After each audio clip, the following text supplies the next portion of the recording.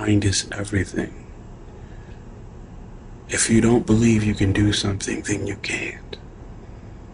If you believe that your father was a bum and he left you, or your mother wasn't any good, if you believe that your upbringing was substandard and therefore you have to walk around as a refugee from that crisis situation for the rest of your life, forever bearing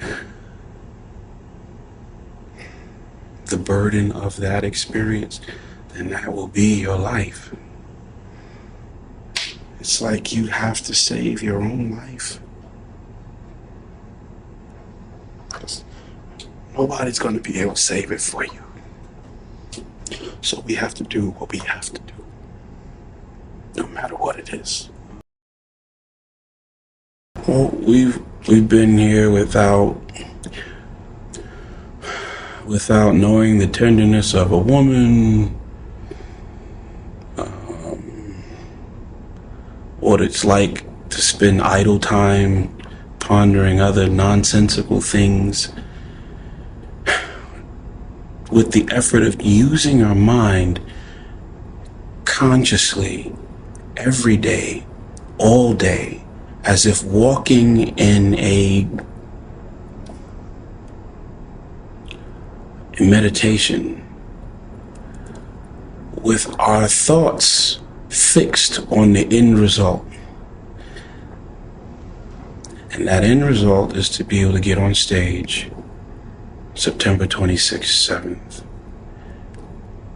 and unveil something that is more than beautiful. A product that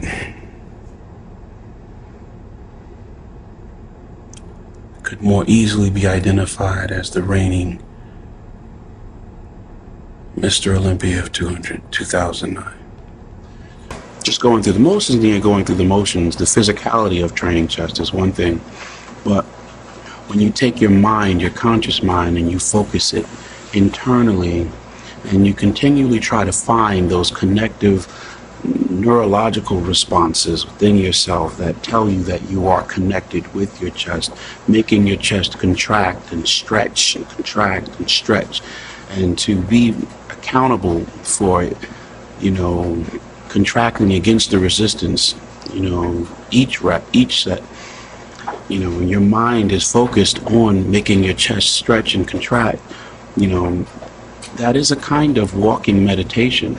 This journey is not about, the fact that, my mentor or coach is dealing without his wife or his children. It's not about, being celibate or, not going to casinos or not, knowing what it's like to do any of the things that we may take for granted when we live a normal sedentary life. The more you focus on, oh, I'm tired, or the more you focus on all the unpleasantries that go along with it, I think that's what makes the difference between the champion and the person that's not able to unlock their champion. That's the guy that turns around, packs up his stuff, gets on a plane and goes to a place that's a lot easier.